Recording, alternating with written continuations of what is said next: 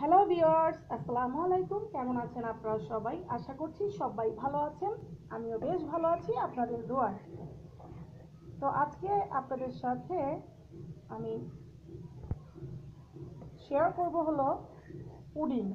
তো আমি তো পুডিং মাঝে মাঝেই বানিয়ে খাই। তো আজকে ভাবলাম আমার বন্ধুদের সাথে শেয়ার করি। তো আজকে আমার পুডিংটা যদি আপনাদের কাছে ভালো লেগে থাকে অবশ্যই লাইক কমেন্ট আর শেয়ার করে দিবেন। তো ভিউয়ার্স, এই তো দেখতে পাচ্ছেন আমি এখানে 2 লিটার দুধ জাল দিয়ে আমি 1 লিটার বানিয়ে ফেলেছি। অনেক আগে থেকেই বসিয়ে দিয়েছিলাম। আর এখানে দিয়েছি হলো 3টা এলাচ, যাতে ডিমের একটা গন্ধ থাকে সেটা যাতে আমাদের না পাওয়া যায়, সেটার জন্য আমি এলাচটা এখন উঠিয়ে ফেলে দিব।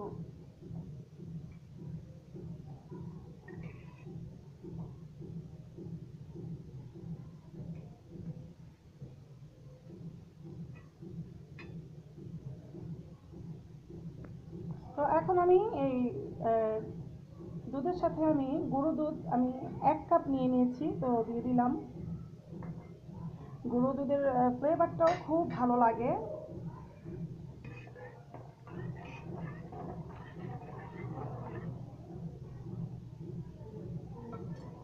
তো এখন আমি এখানে পরিমাণ মতো আপনি চিনি দিয়ে দিচ্ছি। আমি যেরকম মিষ্টি খাই আমি অতটুকুই দিব, বেশি দিব না, কমও দিব না। মিষ্টি যার যার পছন্দের মতো দিয়ে নিতে পারেন।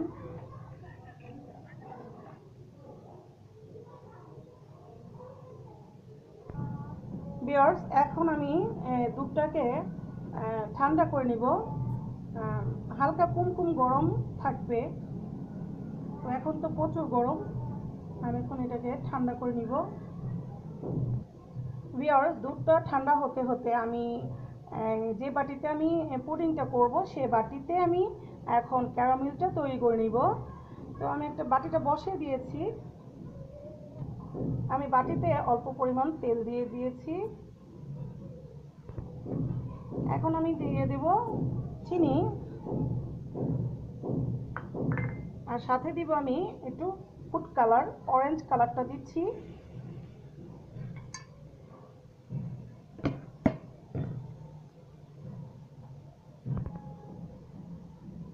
এই তো ভিউয়ার্স, আমার ওই যে ক্যারামেলটা তৈরি হয়ে যাচ্ছে। তো আমি এভাবে একটু নেড়ে ছেড়ে দিব।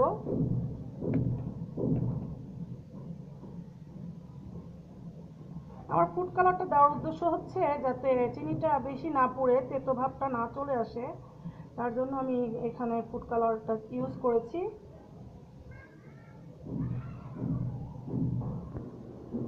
তো ভিউয়ার্স, আমি এখানে নিয়ে নিয়েছি 6টা ডিম। আপনারা চাইলে আরও 2-3টা ডিম বাড়িয়ে নিতে পারেন। তো আমি তো ডিমের ফ্লেভারটা বেশি ভালো লাগে না আমার, তার জন্য আমি ডিমটা একটু কমই নিয়েছি। এখানে 6টা ডিম নিয়ে নিয়েছি। এখন আমি ব্লেন্ড করে নিব। দুধটাও ঠান্ডা হয়ে গেছে প্রায়।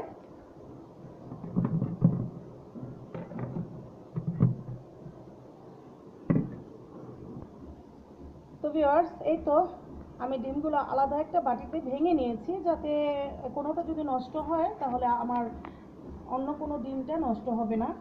তার জন্য একটা বাটিতে আমি ঢেলে নিয়েছি। এখন আমি এইটাকে ব্লেন্ড করে নিব।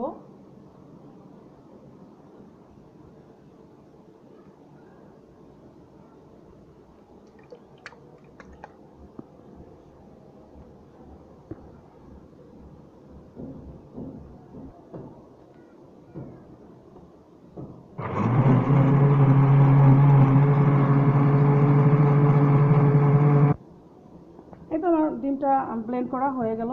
হালকা ব্লেন্ড করেছি, বেশি ব্লেন্ড করলে ফুলে যাবে। তো এখন আমি ঠান্ডা করা দুধটা এখানে ঢেলে দিব।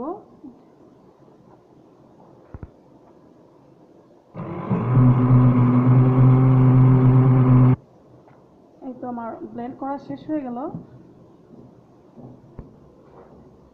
ভিউয়ার্স, এই তো আমার ব্লেন্ড করা হয়ে গেছে। এখন আমি এই পাত্রে সবগুলো দুধ ঢেলে দিব। এই তো আমার সম্পূর্ণ ঢালা হয়ে গেছে। এখন আমি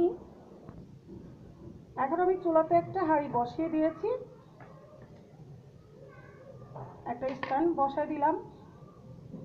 এখন আমি চুলাটা পুরো হিট করে নিব।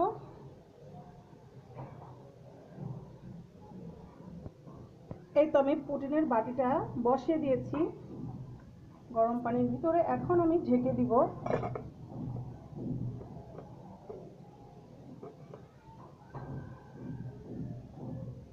50 মিনিট আমি এটাকে চুলায় বসিয়ে রাখবো, মিডিয়াম হিটে বসিয়ে রাখবো 50 মিনিট।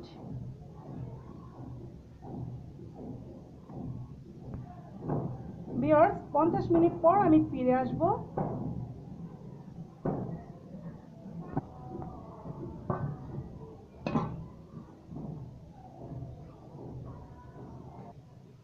ভিউয়ার্স, এই তো আমার 50 মিনিট হয়ে গেছে। এখন আমি দেখব যে আমার পুডিংটা পারফেক্ট হলো কিনা।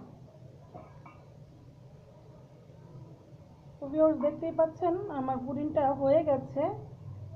এখন আমি এটাকে তুলে ফেলবো। আমি এটাকে এখন তুলে নিয়ে কিছুক্ষণ ঠান্ডা করে নিব, তারপরে আমি এটাকে সার্ভ করব।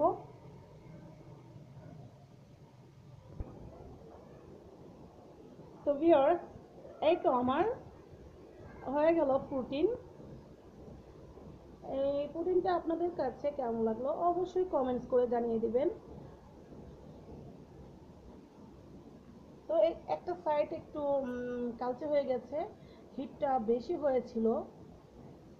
তো এরকম হয়, সবসময় একরকম হয় এরকম কোনো কথা নাই।